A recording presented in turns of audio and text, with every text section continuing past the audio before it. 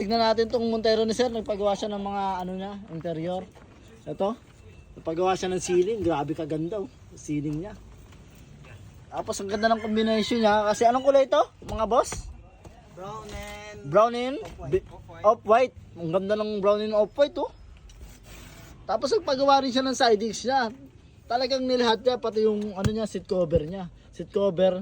Tapos sidings. Hintayin natin yung sidings. Pero ito na yung ceiling niya oh. Tingnan mo naman oh. Ang galing ng gumawa nito. Pogi pa. Oh, ayan oh. Pogi. Ang ganda oh. Ang ganda ng Montero ni Sir. Formado. Tingnan mo yung gulong niya at yung mags niya. Pambira. Mababa 200,000 dyan. Tingnan mo. Ito yung design oh. Off-white. Tapos brown. Ang ganda ng logo. Embroidery. Tapos yung design niya diamond.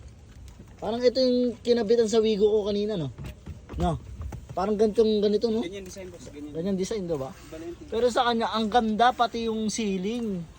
Hintayin natin 'to matapos. Pati yung sidings. Ang galing. Galing.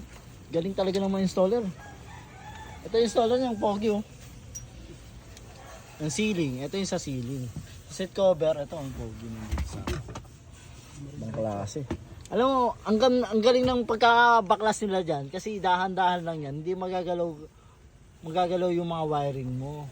Diba? Tama ba yun? Yes. Saka gumagamit sila ng mga magagandang tools dito sa New Wineskin Upholstery.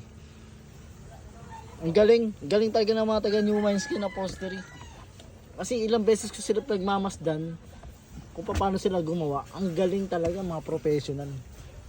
Talented.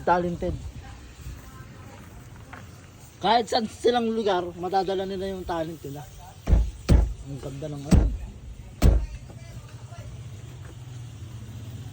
Diba?